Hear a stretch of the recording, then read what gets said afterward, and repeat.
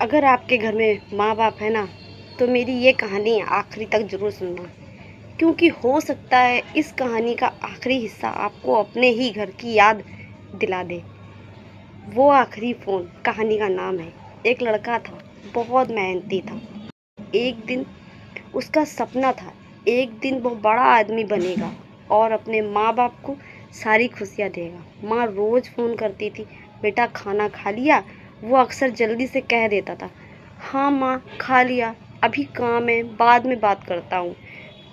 पिता कभी फ़ोन नहीं करते थे, बस कभी कभी एक छोटा सा मैसेज आता था, बेटा अपना ध्यान रखना। लड़का सोचता था, अभी तो पूरी ज़िंदगी पड़ी है, बाद में माँ बाप के साथ खूब समय बिताऊंगा। फिर एक दिन उसे एक बड़ा मौका मिला। शहर में बाहर जाना पड़ा। जाते वक्त माँ ने कहा, बेटा जल्दी वापस आना। उसने हंसकर कहा, माँ अभी तो बस कुछ ही दिन की बात है। दोस्तों कहानी पूरी सुनिएगा, लेकिन ज़िंदगी में कुछ और ही लिखा था। एक रात उसके फ़ोन पर माँ का कॉल आया।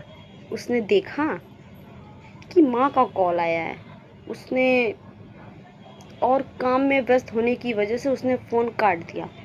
कुछ देर बाद फिर से फ़ोन आया।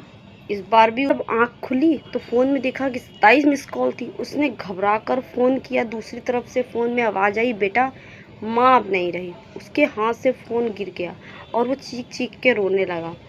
थोड़ी देर बाद काश उस रात फ़ोन उठा लेता, बेटे ने सोचा। कुछ महीने बाद वह जब घर लौटा, माँ की अलमारी खोली तो उसे एक छोटी सी डायरी मिली। उसमें आखिरी पन्ने पर लिखा था कि मेरा बेटा बहुत व्यस्त रहता है, भगवान बस उसे खुश रखना, उसे बात हो जाए तो वो मेरा दिन अच्छा गुजर जाता है। वो लड़का डायरी सीने से लगाकर बहुत रोया। अब रोने का क्या फ़ायदा, माँ तो चली गई। उस दिन उसे समझ में आया कि हम सोचते हैं हमारे पास समय नहीं है, लेकिन सच ये है कि हमें पता ही नहीं है होता कि सामने वाले के पास हमारे लिए कितना समय बचा है। इसलिए दोस्तों, अगर आपके माँ बाप आज आपके साथ हैं तो उनके साथ बैठिए, उनसे बातें करिए, उनसे पूछिए, माँ खाना खाया, पापा तबीयत कैसी है। यकीन मानिए, एक दिन आपको दुनिया की सारी चीज़ें मिल जाएंगी। लेकिन अगर माँ बाप की आवाज़ सुनने को नहीं मिली तो उस दौलत का क्या फ़ायदा। आज ही फ़ोन कीजिए, क्योंकि कुछ फ़ोन ऐसे होते हैं जिन्हें उठाने के लिए कल नहीं मिलता।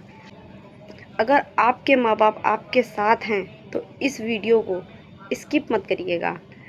बस उनके पास जाकर एक बार गले लग जाना।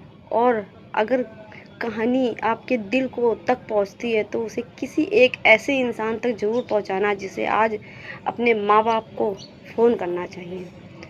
तो मेरे दोस्तों, अगर मेरी कहानी अच्छी लगी, अगर आपको दिल को छूती है, तो इस कहानी को ज़्यादा से ज़्यादा शेयर करना और लाइक ज़रूर कर देना।